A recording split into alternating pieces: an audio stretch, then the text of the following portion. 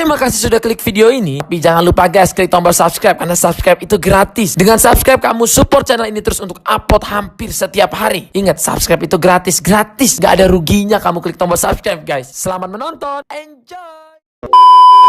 Awal cerita, ada suatu perusahaan konsulting. Perusahaan ini bergerak di bidang perekrutan dan penyediaan karyawan. Oh ya, ini bosnya bernama Pak Jo. Lalu dua kunyuk-kunyuk karyawan ini kita sebut saja Na dan Tan ya. Soalnya gua udah ubah-ubah tuh Google, nggak ketemu-ketemu juga nama asli mereka. Di suatu pagi yang cerah, mereka semua sedang melakukan rapat. Dalam rapat tersebut, sekretaris Pak Jo yang lama mengatakan akan mengambil cuti bunting selama 1 bulan. Singkat cerita, sekretaris baru itu pun sudah datang dengan mengendarai VW kodok berwarna merah.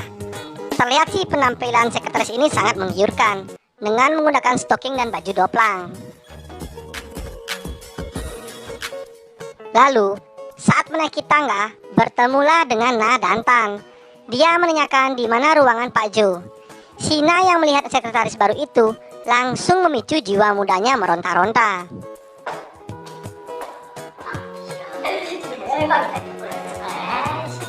Singkat cerita, sekretaris baru itu langsung diperkenalkan oleh Pak Jo.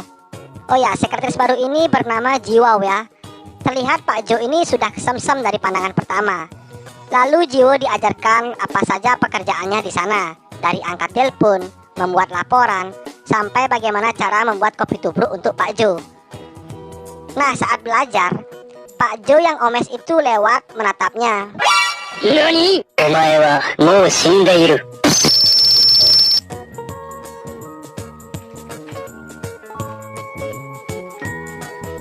Pada saat akan pulang bekerja, Jiwo tidak sengaja menjatuhkan dokumen penting perusahaan.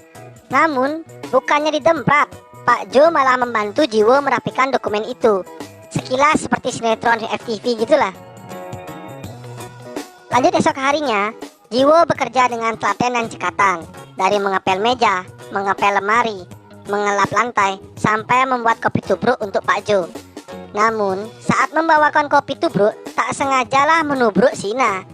Alhasil kopi tubruk itu membasahi Joni yes papanya Sina. Jiwo yang ingin membantu tidak diizinkan oleh Sina. Lalu Na celengas-celengus di kamar mandi. Sins berpindah ke Jiwo yang sudah memberikan kopi ke Pak Jo. Pak Jo mengatakan kopinya sih sudah enak tetapi kurang susu. Nggak bercanda. Pak Jo hanya mengatakan kopinya itu enak. Singkat jam, sudah menunjukkan jam 6 sore. Lalu Jiwo berpamitan ke rekan kerjanya. Tak diduga berselang 1 jam kemudian, Jiwo kembali lagi untuk membawakan gorengan dan nasi kuning untuk teman-temannya. Pada esok harinya, seperti biasa mereka semua sedang rapat membicarakan perkembangan perusahaan ini. Ternyata, perusahaan ini mengalami peningkatan yang signifikan. Dan semua karyawan mengatakan senang dengan kinerja Jiwo yang sangat maksimal. Lalu saat Jiwo mengantarkan kopi untuk Pak Jo menanyakan bagaimana perasaan selama ini bekerja di sini. Jiwo mengatakan cukup senang dan nyaman bekerja di sini. Sins berpindah ke Na dan Tan lagi nongkrong di loteng kantornya sambil menikmati sebatang pengasapan. Dan mereka bergosip tentang body Jiwo yang aduhai sedap dipandang mata. Nah, saat akan pulang bekerja, Na dan Tan berpamitan kepada Jiwo. Lalu Jiwo pun berpamitan dengan Pak Jo. Ternyata Pak Jo ini lagi lembur di kantor dan juga di sana lagi turun hujan. Tak diduga-duga, datanglah Jiwo yang membawakan kerupuk dan es cendol. Lalu mereka berdua duduk santuy sambil menikmati makanan dan minuman. Nah, saat ngobrol-ngobrol, Pak Jo mengajak Jiwo ke bar untuk menenangkan pikiran. Namun di sini Jiwo menolaknya dan Jiwo pun berlalu pergi. Hari ke-19, Jiwo lagi nangkring di atas meja dengan pose yang membuat jiwa saya bergejolak. Terlihat di sini, Jiwo sangat akrab dengan Sina. Namun ternyata ada sesosok makhluk tak kasat mata yang mengintai mereka di balik tembok. Lalu, saat Jo lagi sibuk kotak-katik komputernya, ia kembali melihat Jiwo lagi berbincang-bincang dengan Tan. Nah, dari scenes ini, Pak Jo merasakan keki atau kita sebut saja cemburu nih. Pada esok harinya, Jiwo lagi chatting dengan gua. Tak disangka muncullah Pak Jo yang langsung mendamprat Jiwo. Tetapi di sini Jiwo dengan santuy menanggapinya. Tak Disangka sudah menunjukkan jam 9 malam. Ternyata Pak Jo masih lembur di kantor. Lalu datanglah Jiwo membawakan arsip dokumen. Terlihat Pak Jo ini tidak peduli dengan Jiwo. Cie keki lah yao. Hari ke-18.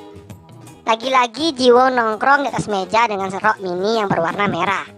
Membuat saya sendiri jadi gregetan lihatnya. Tak lama kemudian, datanglah Pak Jo yang mengajak mereka semua nanti malam ke bar untuk happy-happy.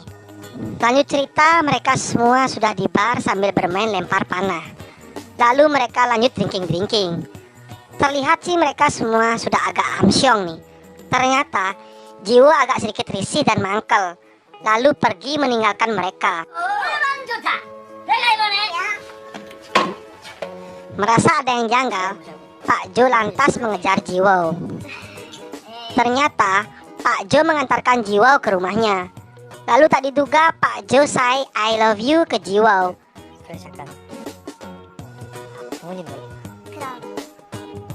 Sontak membuat Jiwo pelangak-pelongok. Lalu mengajak Jiwo masuk ke dalam untuk duduk-duduk.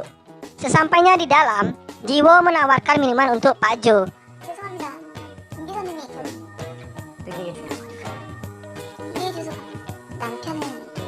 Lalu saat Pak Jo akan pulang, entah apa yang merasuki Pak Jo, lantas berbalik arah dan menatap Jiwo dari balik kaca. Ternyata Jiwo sudah memberikan kode dengan mengangkat sedikit rok mininya. Tanpa babi bu, Pak Jo langsung menyergap Jiwo dan berhasil merobek gawang dari Jiwo. Pada esok harinya di tempat kerja, sepertinya Mas Jo ini masih terngiang-ngiang dengan kejadian semalam. Di tempat lain, Na dan Tan sudah merasakan gelagat aneh dari Pak Jo yang cengar-cengir sendirian. Tak lama kemudian, Jiwo diminta membawakan kopi ke ruangan Pak Jo.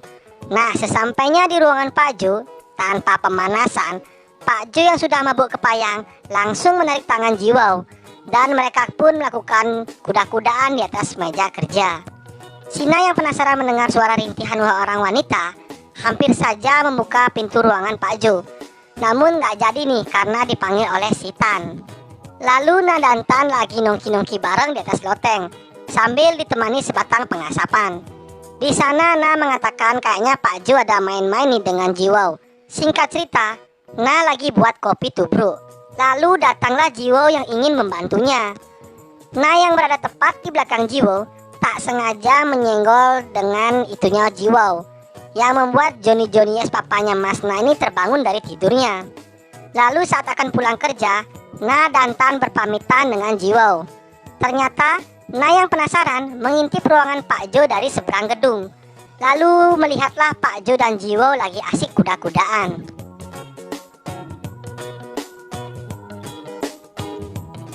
Seperti biasa, Na menceritakan kejadian itu dengan Tan. Wah, hari mas-mas ini gosip terus.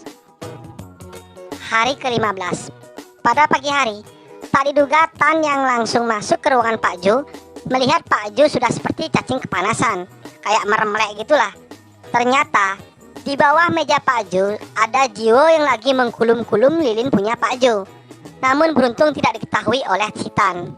Singkat cerita, Pak Jo yang sudah puas akan pergi ada meeting dengan klien di luar kantor. Dan Jiwo pun memberikan semangat kepada atasannya itu. Lalu saat Jiwo lagi memfotokopi dokumen, tak diduga datanglah Sina. Layaknya secangkir kopi yang bikin kecanduan, Na yang melihat body bohai Jiwo sampai menghayal menunggangi Jiwo, dan lalu dikejutkanlah oleh Jiwo. Lalu Jiwo meminta tolong kepada Na untuk mengecek laporannya apakah sudah benar atau belum. Nah, saat Jiwo lengah, Mas Na ini langsung merasakan basahnya bibir Jiwo dan juga berhasil merogoh lembabnya goa Jiwo. Lanjut cerita, lagi dan lagi Na curhat dengan Tan bahwa dia sudah sukses merasakan lembabnya goa Jiwo. Gak mau kalah, si Tan juga ingin mencoba nih dan merasakannya, namun dilarang oleh Sina. Pada esok harinya, mereka semua sedang melakukan meeting darurat karena ada salah satu klien mengajukan kerjasama dan meminta uang untuk perjanjian. Tentu hal ini menjadi pertimbangan yang sangat berat dan menyangkut kelangsungan perusahaan itu. Dan lalu Pak Jo meminta voting kepada 3 rekan kerjanya. Tan yang ragu tidak mengizinkan akan hal itu. Sedangkan Jiwo dan Na menyarankan mungkin bisa dicoba untuk meningkatkan kinerja perusahaan. Tanpa pikir panjang, Pak Jo langsung mengirimkan sejumlah uang ke klien itu sebagai persetujuan, dan membuat Pak Jo sangat bimbang karena bisa mengakibatkan usahanya kehabisan dana. Lanjut hari terakhir, Pak Jo yang datang ke kantor ternyata tidak menemukan Jiwoo, dan lalu menyampaikan bahwa dana perusahaan sudah hilang di telan bumi. Sontak membuat Pak Jo terkejut dan linglung. Lalu Pak Jo mencoba menghubungi Jiwoo karena Jiwoo lah yang memegang laporan keuangan. Namun ternyata nomor telepon Jiwoo sudah tidak aktif. Ditambah lagi Tan menyampaikan bahwa gaji karyawan yang belum dibayarkan.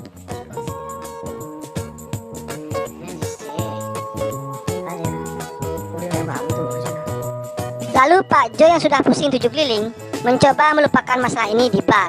Ternyata datanglah Jiwoo di sini. Di sini Jiwoo hanya mengatakan bukan dia yang pelakunya.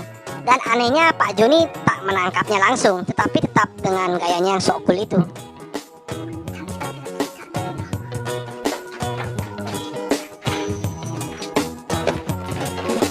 Tak sampai di situ, Pak Jo mencoba mendatangi kediaman Jiwoo. Ternyata Jiwoo sudah pindah rumah. Lanjut esok harinya, Pak Jo menyampaikan kedua rekan kerjanya bahwa perusahaan akan segera ditutup sementara dikarenakan kekurangan dana. Namun, ada suatu pertanyaan yang menjanggal di pikiran Pak Jo. Dulu waktu Pak Jo kuda-kudaan dengan Jiwoo, ia mendengar Jiwoo menelepon seseorang yang ia tidak ketahui. Singkat cerita, Na dan Tan lagi nongki di atas loteng sambil menikmati pengasapan. Di sana mereka menyesali atas ditutupnya sementara perusahaan ini. Lalu, Tan mengambil HP dan menelepon seseorang.